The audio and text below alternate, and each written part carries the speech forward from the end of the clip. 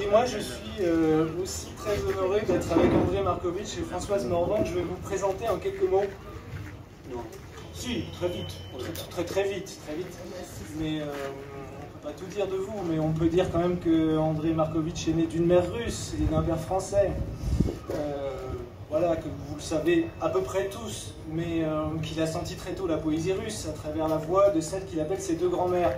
En réalité, c'était une grand-mère, une grand-tante, qu'il vit, alors parfois on dit que tu vis entre les deux langues, ou moi je dirais plutôt avec, ou dans, hein, deux territoires linguistiques en tout cas, et culturels, au moins deux en tout cas, et tout ça il le raconte dans un livre qui s'intitule L'appartement, publié aux éditions Incultes. Je rappelle en quelques mots ce qu'on rappelle souvent quand on fait la biographie d'André Markovitch. On lui rappelle sans cesse qu'il a traduit la totalité de Dostoïevski, avec Françoise Morvan la totalité du théâtre de Tchekhov. Et alors aujourd'hui, on va quantité de poètes russes, évidemment. Quand il a un peu de temps, il publie sur Facebook des posts tous les 2 jours, et je vous conseille de suivre son compte qui parle de poésie, de ce qui lui passe par la tête aussi, parfois, de son travail. Il a traduit aussi... De politique aussi. De politique, voilà. Et que André Markovitch, avec Françoise Morvan, a fondé les éditions Mesure en 2019, et c'est aussi pour ça qu'il est là, mais on va en parler. Françoise Morvan, elle est née en Centre-Bretagne, à Rostrenin. André me disait, alors pour le coup, hier je crois, Françoise, on peut dire qu'elle est 100% Basse-Bretagne ou Centre-Bretagne, je ne sais pas comment on dit. En tout cas, son territoire, c'est la Bretagne. Je proteste. Ah, alors vas-y, dis-nous tout de suite, pourquoi? Premièrement, ma grand-mère venait de Guingamp, donc c'est une origine parfaitement trégoroise.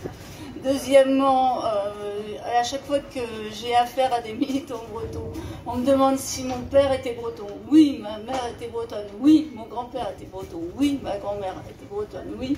Et tout ça fait que je me considère comme une personne tout à fait française. Très bien. Donc, Françoise Morvan, elle a traduit, là, tout récemment, avec André Markovitch, Le Maître et Marguerite, mais avant ça, elle a fait bien d'autres choses. Il y a une thèse sur Armand Robin, notamment l'édition de ses œuvres. Il y a des essais, des articles sur le mouvement breton, qui lui a valu, en effet, quelques ennuis, Le Monde comme si, en 2002. Il y a surtout une chose marquante, je crois, c'est l'édition des œuvres de François-Marie Luzel, son travail sur le conte, les contes bretons en particulier, mais pas uniquement, la littérature jeunesse, voilà. Donc, j'ai à côté de moi 2 invités de marque qui ont publié quantité de livres dans quantité de domaines. Et moi, pour me présenter en 2 mots, j'ai publié 2 tout petits livres. Mais quel livre! Une traduction et puis un récit qui s'appelle Dans les jours de Sibérie. Voilà, pour les présentations rapides. Ce qui nous réunit aujourd'hui, c'est Le Maître et Marguerite. On va essayer de vous parler de ça. Très grand livre. Moi, j'ai envie de dire que c'est le livre le plus important dans la littérature russe du XXe siècle. Mais bon, ça, c'est des palmarès, on n'est pas obligé. Il y a 2 livres. Alors, il y a Le Maître et Marguerite de Bulgakov et Vie et Destin de Vassili Grossman. Voilà. Mais c'est 2 livres. Et bizarrement, pas 3. Il y en a plein d'autres, hein, mais ces 2-là... Et pour lancer la discussion tout de suite, dans ton introduction, André, tu dis que traduire ce livre, c'était l'aboutissement de ton travail de traducteur. On va dire un peu ce que c'est que Le Maître et Marguerite, mais je commence là directement. L'aboutissement de ton travail de traducteur, tu nous dis que Le Maître et Marguerite, c'est un palimpseste de toutes les vies, de toutes les mémoires de la littérature russe. Alors, pourquoi? Qu'est-ce que ce livre? Pourquoi depuis des années, c'est celui-ci précisément que tu voulais traduire? Écoutons. Quand j'ai commencé à... Quand j'ai rencontré Hubert Nissen, le fondateur des éditions Actes Sud, je lui ai donné une liste d'100aine de livres que je voulais traduire. Et dans cette centaine de livres, le dernier était Le Maître et Marguerite. Parce que dès le début, bon, d'abord c'était un livre très important dans notre famille, c'était en particulier par exemple le seul livre que mon père, qui parlait un russe très, comment dire, agrammatical et très hésitant, avait lu en russe. Bon, voilà, c'est un livre très important. Mais en dehors de ça, c'est un livre qui résume 2 siècles de littérature russe. Gogol, Dostoïevski, le théâtre de Tchekhov, et pas simplement la littérature russe, mais aussi la littérature européenne, parce que c'est quand même tramé sur le Faust de Goethe et sur les contes d'Hoffmann. Et donc, il y avait cette absolue nécessité pour moi de montrer d'abord que la littérature russe est une littérature européenne, et d'autre part, de travailler sur chaque voix. Et en commençant à travailler, je me suis rendu compte que cet lien avec la littérature russe était encore beaucoup plus profond avec Pushkin. Je ne sais pas, а тут кто-нибудь говорит по-русски или нет? Est-ce que quelqu'un parle russe dans l'assistance? Ben, si vous parlez russe, vous savez que la seule chose qui compte dans la vie, c'est Pushkin. Le seul écrivain, c'est Pushkin. Non, не говорите, это неправда. Voilà. Et ben, l'importance de Pushkin dans la vie de tout le monde, en Russie, dans la mienne, j'ai passé mon temps à traduire Eugène Onegin et Pushkin, et après, dans le roman. Hein? Et puis voilà. Il était absolument nécessaire qu'il traduise Le Maître et Marguerite. Vous avez compris? Il est parti de Pushkin, il est passé par Dostoïevski, par Gogol, par Lermontov, par enfin j'en perds, j'en oublie bien sûr, et le tout nous menait à Bulgakov et au Maître et Marguerite. L'idée fondamentale, c'est l'idée de maison dans le roman. Et peut-être on pourrait commencer par ça. Un des personnages, ça commence par l'arrivée du diable dans le Moscou des années 20, 30, on ne sait pas exactement. Et 2 personnages discutent de la vie de Jésus, parodiant la vie de Jésus de Renan. Et l'un a choisi comme pseudonyme, c'est un écrivain soviétique, Bezdomny. C'est un pseudonyme qu'il a choisi. Mais Bezdomny veut dire celui qui n'a pas de maison. Et le roman parle de qu'est-ce qui se passe quand il n'y a plus de maison. Parce que dans la littérature russe, la vie russe se fonde sur une distinction entre la vie personnelle, la maison, dôme, et l'empire, l'histoire.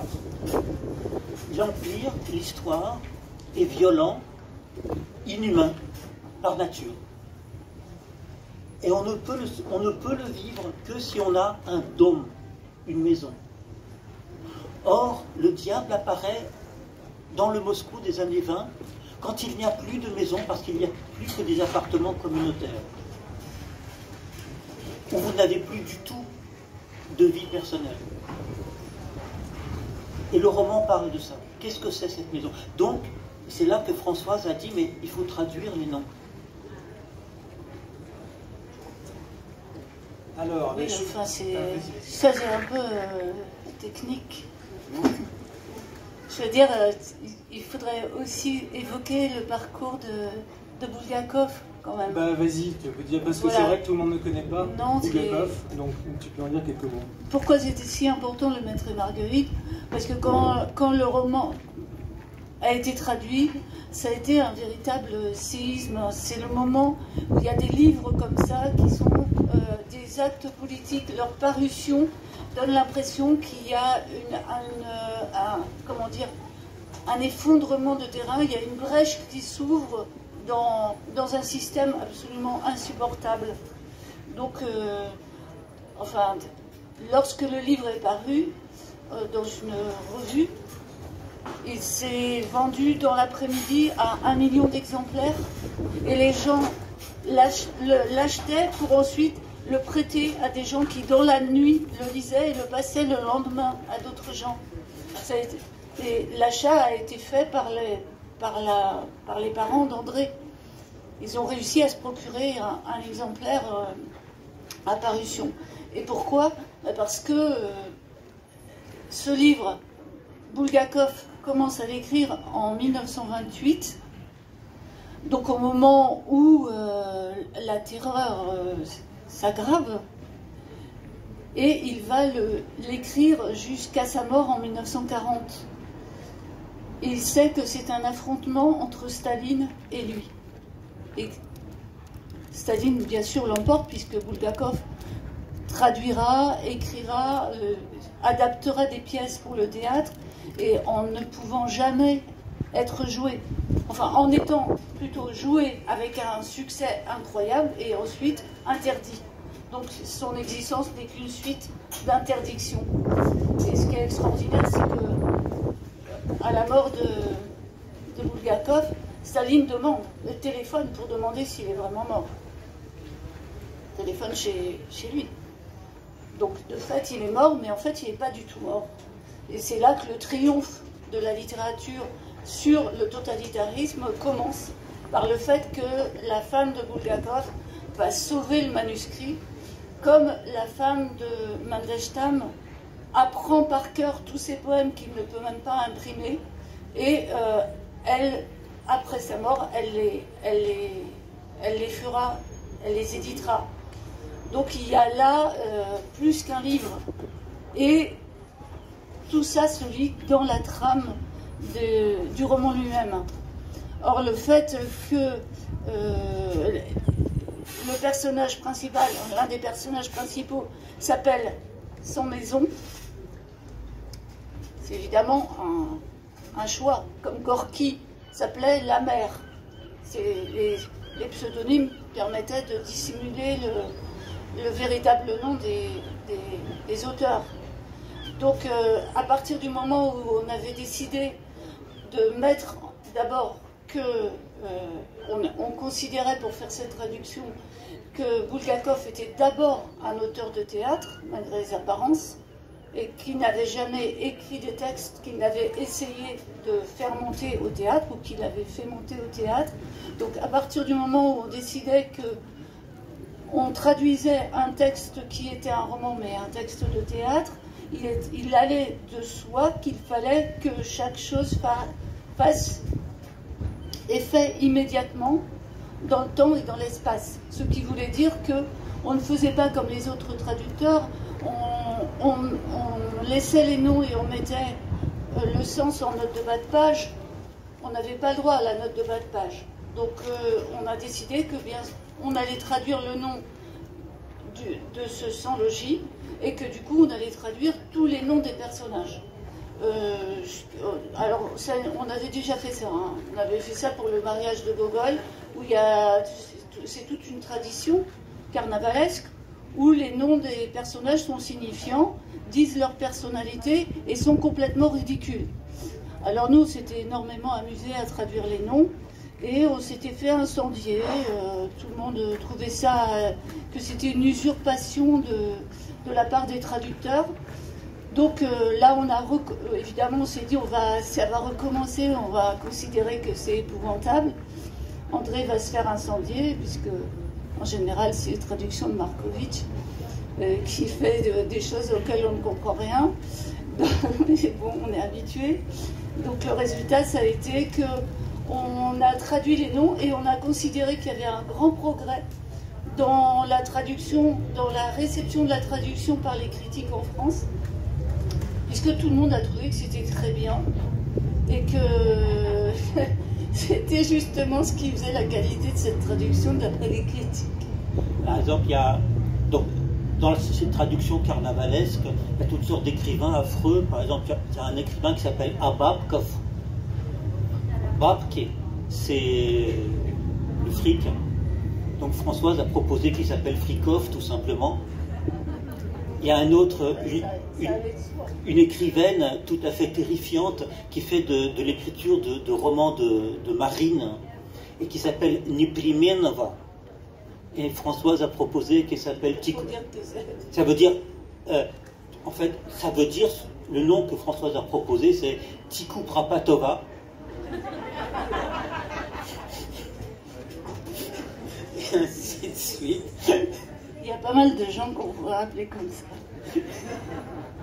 Alors je propose qu'on en lise un peu justement, plutôt que Bon, vas-y, vas-y. c'est assez bien, on en parle de manière théorique, mais je crois qu'on peut directement un peu rentrer dans le texte, si vous voulez bien. Oui, je dis juste un mot quand même sur la question de la maison qui nous rassemble. Oui, alors moi il se trouve, je le dis très vite comme ça, mais parce que c'est quand même ça notre rencontre aussi. Quand j'étais en prison, il se trouve qu'à un moment j'ai eu la possibilité de me faire transmettre des livres et j'ai demandé à ma sœur, ici présente, notamment de me transmettre Le Maître et Marguerite. Donc il est là.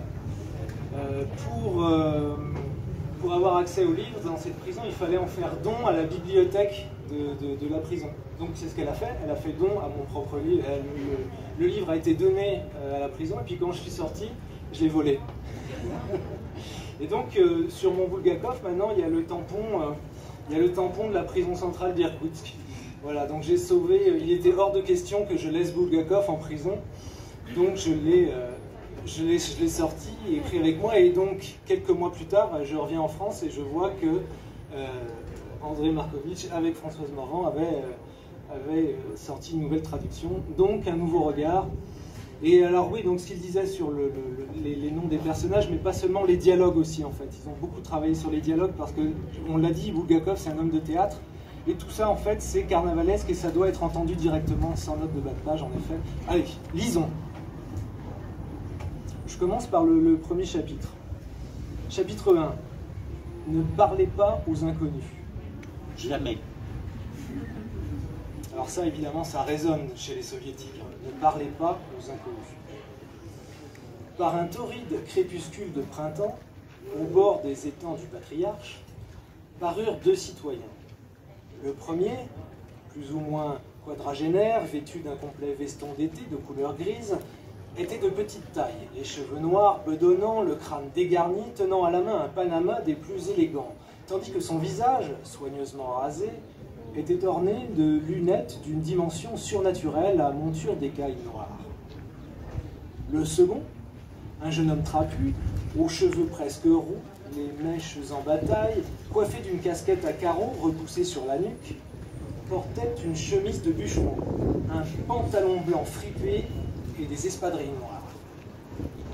Le premier n'était autre que Mikhail Alexandrovitch Berlioz, rédacteur en chef d'une épaisse revue littéraire et président de l'une des plus importantes associations d'écrivains de Moscou, que l'on appelait en abrégé le Massonite. Et l'autre, son jeune compagnon, était le poète Ivan Nikolaïevitch Ponirov, écrivant sous le pseudonyme de Sans logis. Voilà comment se déploie le roman au départ.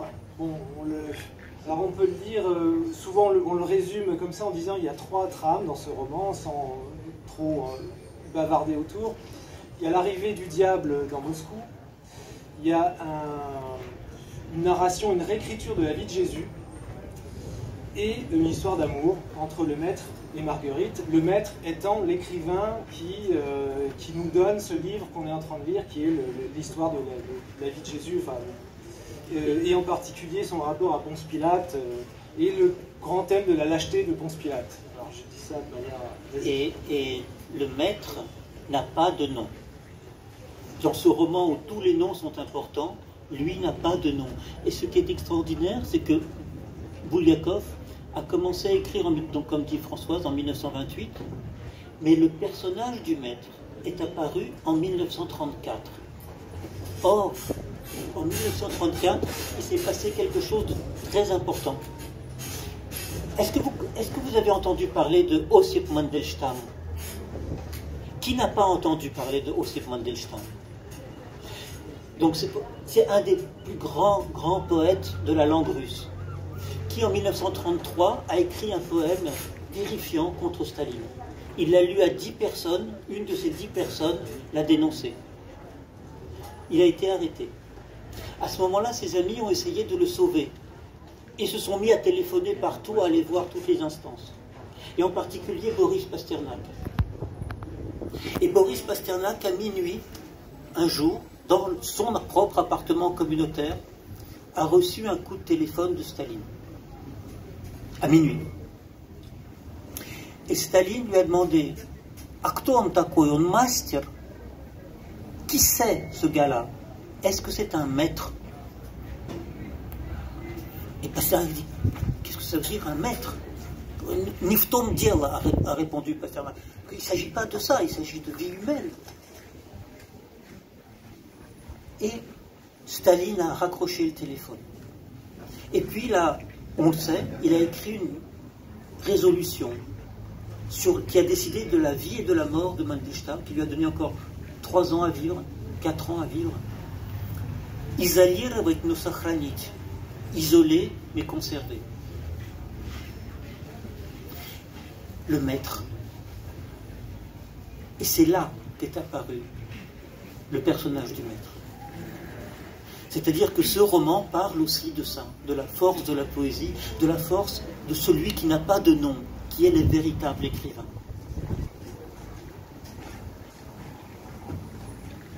Alors je continue un petit peu dans la lecture.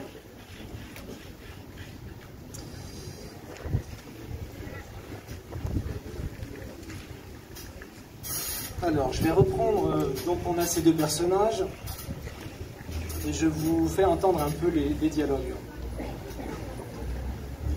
On a ces deux personnages qui sont là au bord des étangs des patriarches, et ils rencontrent cet homme qui s'appelle le professeur Voland, et on comprend que c'est le diable. Enchanté, marmonna le rédacteur en chef Penaud, et l'étranger remit ses papiers dans sa poche. C'est donc l'étranger, c'est le diable. Les relations étant rétablies, tous trois se rassirent sur leur banc. « Vous êtes invité chez nous en qualité de consultant » demanda Berlioz. « Oui, de consultant. »« Vous êtes allemand » demanda Sanlogis. « Moi » s'étonna le professeur, et il resta soudain pensif. « Oui, je crois, on peut dire ça.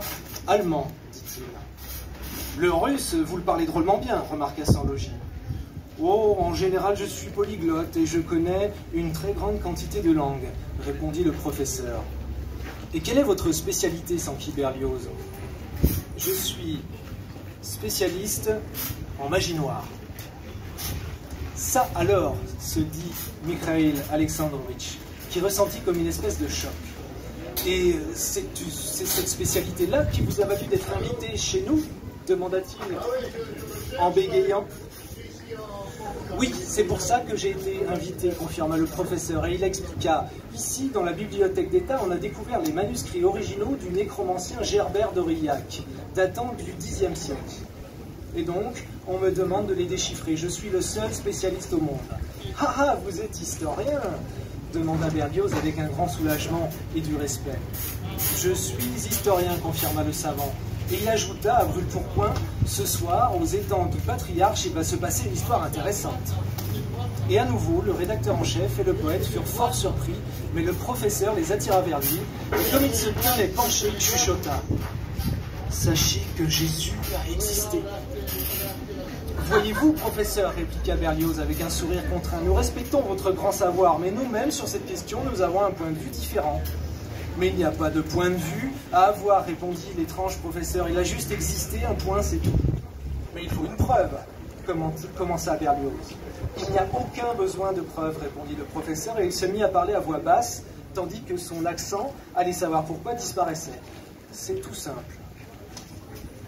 Couvert de sa cape blanche, à doublure rouge sang, marchant d'une démarche traînante de cavalier, tôt le matin du 14 du mois printanier de Nisan. Et là, on a le chapitre 2 qui commence. Et c'est l'histoire de Jésus. C'est une autre langue totalement. Et vous l'avez entendu, voilà, c'est une nouvelle langue qui commence. Tout le travail était de savoir comment traduire la langue de la satire et la langue de la haute poésie, de la haute narration. C'est ça qu'on a essayé de... Le vent est là. Il faut tenter de vivre Enfin, pardon, non, ça c'est pas dans le Maître et Marguerite. Est-ce que quelqu'un a réussi à sauver ma page? Non, mais c'est tu bon as alors. voulu que tu l'as dit. Non, donc voilà. Et on a toujours essayé de garder les styles différents. Parfait, parce que c'est la page qui sort de la prison. Donc. Dans le livre. Non, c'est une page. Comme il a été abîmé ce livre, tu vois, pour le voler, il fallait l'abîmer un peu, mais je vous dirai pas comment je l'ai volé. Hein. Non, ne le dis pas, mais c'est ça. C'est la page de Bulgakov. Elle revient. Non, garde-la. Incroyable. Et voilà, alors ça a l'air peut-être un peu abstrait tout ce qu'on dit là, mais ce que je voudrais dire quand même, moi ce livre je l'ai découvert en découvrant la Russie. J'ai découvert aussi à quel point il était important pour les Russes en fait. C'est devenu, les personnages du Maître et Marguerite font partie du folklore populaire. Il y a un chat dans ce livre qui parle, c'est le chat du diable, il s'appelle Behemoth en russe, Behemoth. Behemoth dans les traductions précédentes avec un H, ici sans H, et tu vas peut-être nous expliquer pourquoi. Mais moi, il se trouve qu'à un moment, j'ai vécu avec un chat qui s'appelait Behemoth.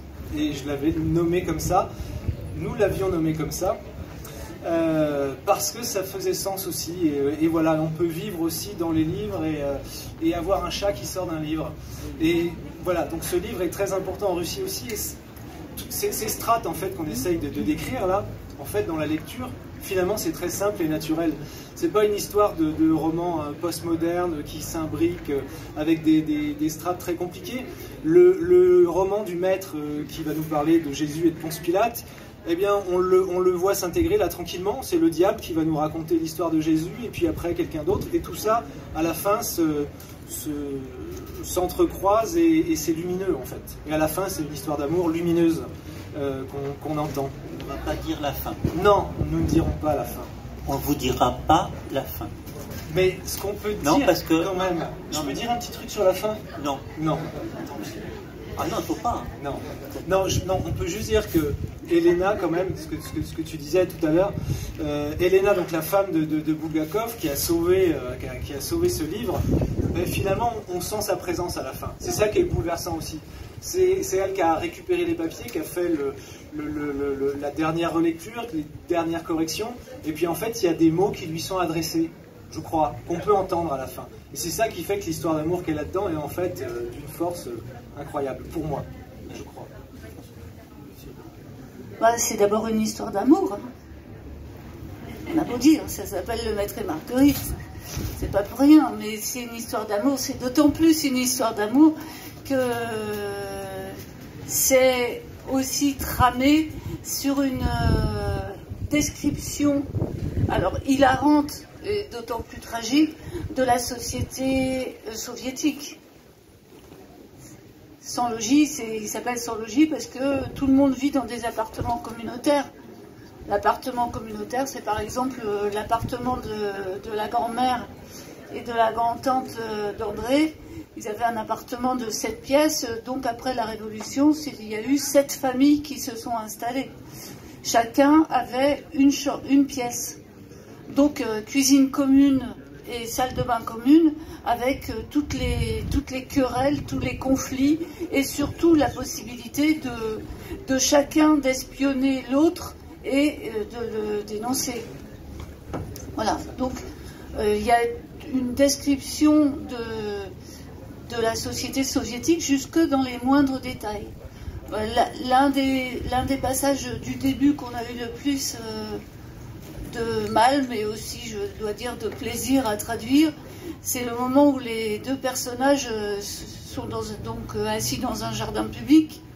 Il fait très très chaud et ils ont envie de se désaltérer. Et tu as le passage, donc les traducteurs disent bah oui, si on cherchait à boire un petit coup, bon d'accord, ils vont au kiosque où je te lise le petit dialogue très vite. Ah ben comme ça va illustrer ce que tu dis. Très très vite. Voilà, donc ils cherchent à se désaltérer, ils veulent de la narzane, c'est un peu du Perrier si vous voulez. De la narzane, demanda Berlioz. Il n'y a pas de narzane, répondit la femme dans le kiosque. Et allez savoir pourquoi elle se renfrogna. Une bière alors? S'enquit sans logis d'une voix altérée. La bière, elle est livrée le soir, répondit la femme. Vous avez quoi alors? De la gazeuse abricot, mais tiède, dit la femme. Ça va, donnez, donnez, donnez. La gazeuse abricot émit une abondante mousse jaune et une odeur de coiffeur envahit l'atmosphère. Les hommes de lettres burent et furent immédiatement pris de hoquet. Ils payèrent et s'assirent sur un banc face à l'étang, le dos à la Malaya Brunaya. Alors là, vous comprenez tout, c'est-à-dire il y avait eu 2 traductions avant. Le premier disait, il demande, nous avons du jus d'abricot. Donc c'était convivial finalement. Et un autre, je crois que c'est de la limonade à l'abricot. Mais alors, toute la nuance, quand on a connu un peu la société soviétique, de la gazeuse abricot. Là. Vous prenez ça, vous comprenez ce que c'est que le socialisme réel. C'est évidemment ça que veut dire Bulgakov de manière directe, et c'est ça qui doit passer dans la traduction. Les gens comprennent tout de suite, hein, quand on leur répond il n'y en a pas, et ça non plus il n'y en a pas, mais ça serait après. Qu'est-ce que vous avez? De la gazeuse abricot. Bon, d'accord. Okay. Et quand t'as que ça, qu'est-ce que tu veux faire? Tu le prends. Parce que sinon tu meurs de soif. Bon alors, je voulais lire aussi le passage où il y a une tête coupée, ça allait commencer à être drôle. Non, on n'a pas le temps. Il y avait aussi une chanson que j'aurais bien aimé chanter parce qu'elle est traduite et on peut la chanter sur le Baïkal. C'est pas grave, on va faire ça en privé, en comité restreint tout à l'heure. Mais il faut qu'on finisse un peu, mais on va parler quand même des éditions mesure et finir peut-être par de la poésie. Donc oui, je l'ai annoncé, Françoise et André ont fondé les éditions mesure. De très jolis livres que vous avez là. Tout est fait. C'est une maison. Voilà. On va revenir sur notre thème de la maison en fait. Voilà. Il y a la maison commune, les littératures et les poésies qui nous mènent dans des appartements ou des maisons communes. Et puis eux, ils ont créé leur maison justement pour rassembler aussi un peu tout ça. Et je vous laisse en parler. C'est commencé comme ça. Ça a commencé de 2 façons. Moi, je vais en dire une, après Françoise, peut-être elle va en dire une autre. Je sais pas, ça dépend. C'est qu'une fois, on discutait, Françoise et moi, et on s'est dit, mais combien est-ce que de livres on a fait dans notre vie? Alors, on en a fait un certain nombre. Et après, on s'est dit, et combien on a de livres qui sont soit inédits, soit introuvables? Et on a commencé à faire la liste. Et on est arrivé, chacun de nous, à 70. Plus ou moins. Et là, il s'est passé qu'on faisait des spectacles à Lanrivain, enfin, en Bretagne. Je veux dire, pas ici, où c'est pas du tout... La Bretagne, c'est Rostronin, hein, c'est pas ailleurs. Et donc, voilà. Et on faisait des spectacles avec des textes de Françoise, du chant breton et des poèmes russes que je disais. Et...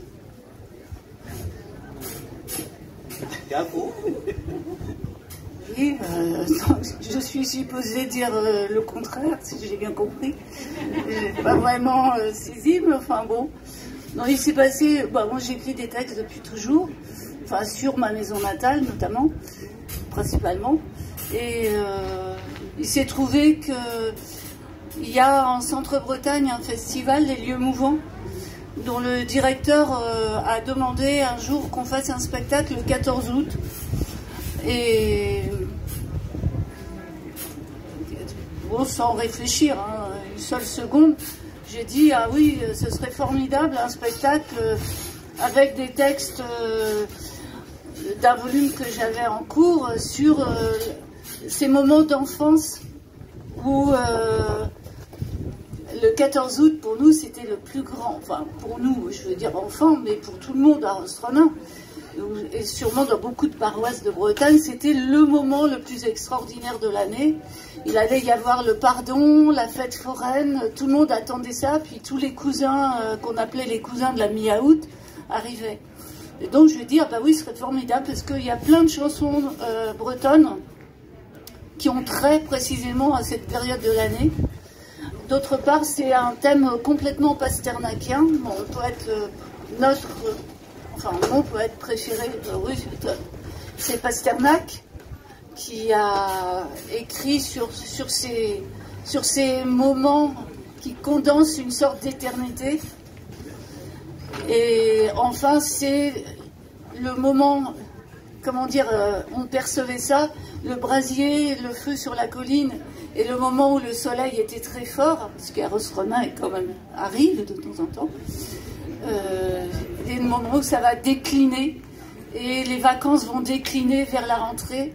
Donc j'ai dit, le 14 août, ce serait formidable pour tout le monde dans le centre-Bretagne, tout le monde comprendrait ça, les textes sur ces moments-là, mis en relation avec la tradition chantée et les poèmes russes dits par André. Puis tout le monde a dit, ah oui, projet formidable. La seule chose, c'est que on a répété, on s'est pris de passion pour ce projet. Et puis à la veille de jouer vraiment, on s'est dit, mais c'est complètement fou, ça va jamais marcher, c'est complètement surréaliste comme projet. C'est russe, français, breton, Pasternak avec Annie Ebrel. Bref, c'est le désastre annoncé. Et en fait, tout le monde est venu, les gens, il y avait 300 personnes, et les gens sont venus après me demander les textes. Et engager des discussions sur des sujets absolument passionnants. Enfin, des gens qui n'avaient jamais lu de poésie, et qui n'en liraient certainement jamais, mais qui me demandaient quand même la mienne. Voilà. Donc, résultat, on a commencé à réfléchir et à se dire, il faut absolument qu'on essaye de publier ces textes. Puis après, on a continué pendant plusieurs années sur plusieurs volumes. Et le résultat, c'est qu'on a... Le résultat, c'est qu'on va lire un petit texte pour conclure. C'est fini déjà ? Oui, ça marche. Alors, un petit texte de conclusion. Non, la conclusion, c'est qu'on a fait on a décidé quand on a été invité à faire ces spectacles en France, comme disent les militants, pas en Bretagne. Et donc, on a décidé qu'en fait, on allait faire une maison d'édition pour publier ces textes.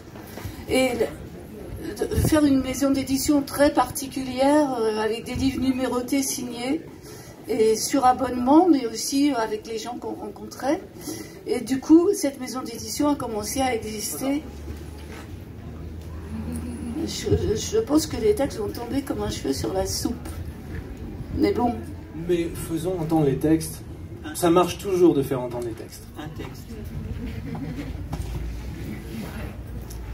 C'est toujours ça s'appelle forain. C'est toujours vers l'ouest qu'ils s'en vont, seuls dans le monde et suivant le soleil, laissant au loin leur pays de bohème pour aller vers la mer à rumeur de mémoire, et revenir pareil année après année dans le pays des bois, sous la pluie lente, auréolant les roues des grands manèges où les lions dorment parmi les étoiles.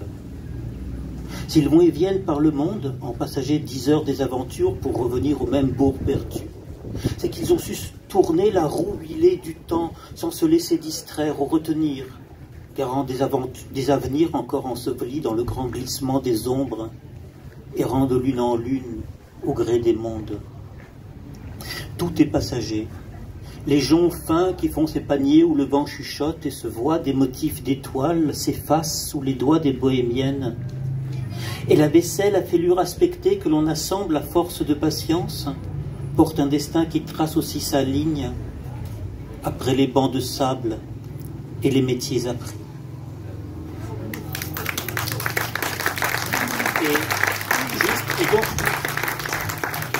Ce qui était formidable, c'est que après ce spectacle, c'était donc le 15 août, et on est allé sur la place de Rostronin chercher la procession, et puis la procession de jour après la procession de nuit, et tout simplement il n'y avait plus rien.